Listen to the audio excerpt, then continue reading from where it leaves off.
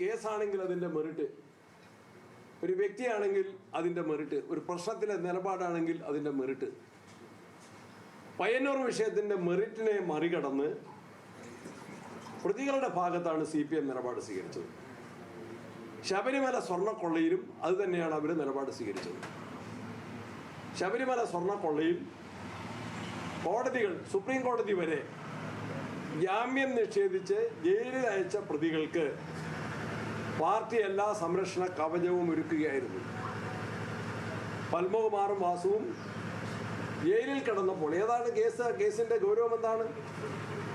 അവരെ ഏൽപ്പിച്ചു? ഉത്തരവാദിത്വത്തിൽ സംരക്ഷിക്കാൻ ഏൽപ്പിച്ച സ്ഥലത്ത് നിന്ന് അത് മോഷ്ടിച്ച കേസിലെ പ്രതികളായവരെ പാർട്ടി തലത്തിലും ഗവൺമെൻറ് തലത്തിലും സംരക്ഷിക്കുകയാണ് ചെയ്തത്. അവരെ കോടതിയിൽ നിന്ന് ജാമ്യം നിഷേധിക്കപ്പെട്ട പ്രതികൾ ജാമ്യത്തിലിറങ്ങിയത് ഗവൺമെൻറ്റിൻ്റെ മനഃപൂർവമായ സഹായ പദ്ധതിയുടെ ഭാഗമായിട്ടാണ്. കുറ്റപത്രം, താൽക്കാലിക കുറ്റപത്രം പോലും നൽകിയില്ല. അതുകൊണ്ടാണ് പ്രതികൾക്ക് സാങ്കേതികമായി ജാമ്യം കിട്ടിയത്. അപ്പോൾ ഒരു വശത്ത് കളവ് കേസിലെ പ്രതികളെ സംരക്ഷിക്കുന്നു, മറുവശത്ത് കളവും അങ്ങനെയുള്ള പണാപഹരണവും ചൂണ്ടിക്കാട്ടുന്ന യഥാർത്ഥ മാർക്സിസ്റ്റുകാരെ ക്രൂശിക്കുന്ന നിലപാടാണ് സ്വീകരിച്ചത്. അതിനെതിരെ കുഞ്ഞികൃഷ്ണൻ ആ കൗണ്ടിങ് സ്റ്റേഷനിലേക്ക് പോകുന്നതും, കൗണ്ടിങ് സ്റ്റേഷനിലേക്ക് പോകുമ്പോൾ തന്നെ അദ്ദേഹത്തെ അറിയില്ല. ഇന്നത്തെ പത്രങ്ങളിലൊരു ഫോട്ടോ കണ്ടു. അദ്ദേഹത്തിൻ്റെ ഐഡൻറ്റിറ്റി കാർഡ് ചെക്ക് ചെയ്തിട്ടാണ് പോലീസ് ഉദ്യോഗസ്ഥൻ അദ്ദേഹത്തെ കൗണ്ടിങ് സ്റ്റേഷനിലേക്ക് കടത്തിവിടുന്നത്. അദ്ദേഹം അത്രമാത്രത്തെ പ്രസിദ്ധനായ പ്രഗത്ഭനായ ഒരു രാഷ്ട്രീയ നേതാവായിരുന്നില്ല. പക്ഷേ തിരിച്ച് അദ്ദേഹം വരുമ്പോൾ MLA ആയിട്ടാണ് വരുന്നത്.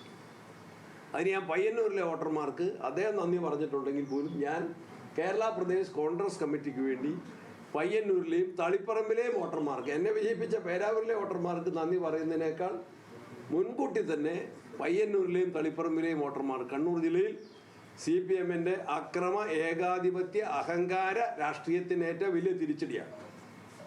പയ്യന്നൂരിൽ നിന്ന് CPM അണികളും അനുഭാവികളും അങ്ങനെ പ്രതികരിച്ചുവെങ്കിൽ ആ പ്രതികരണം ഇവിടെ അവസാനിക്കുന്നില്ല. അതിന് ഇന്നലെ ഞാൻ തിരുവനന്തപുരത്ത് നിന്ന് KPC ഓഫീസിൽ മാധ്യമങ്ങളോട് പറഞ്ഞിരുന്നു. കണ്ണൂരിലാകുമ്പോൾ അതിന് നിങ്ങൾക്ക് കുറച്ചും കൂടെ അറിയാം, അതിന് തുടർ ചലനങ്ങൾ ഉണ്ടാകും. CPM നേതൃത്വത്തിലും CPM അണികളിലും ആ തെരഞ്ഞെടുപ്പ് ഫലത്തെ ശരിയായ രൂപത്തിൽ വിശകലനം ചെയ്യണം എന്ന് ഞാൻ ആവശ്യപ്പെടുകയാണ്, അഭ്യർത്ഥിക്കുകയാണ്. മുഖ്യമന്ത്രി സ്വീകരിച്ച നിലപാടുകൾക്കെതിരെയാണ് കേരളത്തിലെ ജനങ്ങൾ വിധിയെഴുത്ത് നടത്തിയത്. ഒന്ന് അക്രമത്തെക്കുറിച്ച്,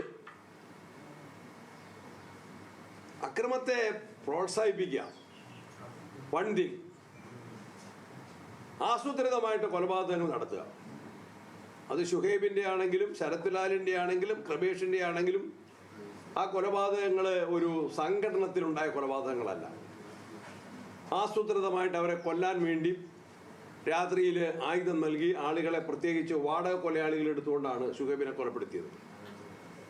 അങ്ങനെ തന്നെയാണ് ശരത് ലാലിനെയും കൃപേഷിനെയും കൊലപ്പെടുത്തിയത്. അത്തരം കേസുകളിൽ ഗവൺമെൻറ് എവിടെയാണ് നിൽക്കേണ്ടത്? അത്തരം കേസുകളിൽ ഗവൺമെൻറ് നിൽക്കേണ്ടത് വാദി ഭാഗത്താണ്.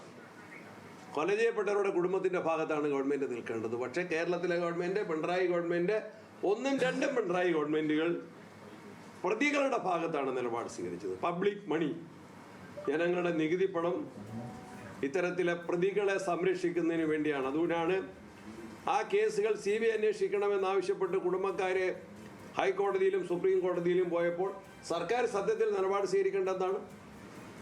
അന്വേഷിച്ചോട്ടെ, മരണപ്പെട്ട വ്യക്തിയുടെ കുടുംബാംഗങ്ങൾ ഏത് ഏജൻസി അന്വേഷിക്കണമെന്ന് ആവശ്യപ്പെടുന്നു, അവരെ കൊണ്ട് അന്വേഷിക്കും.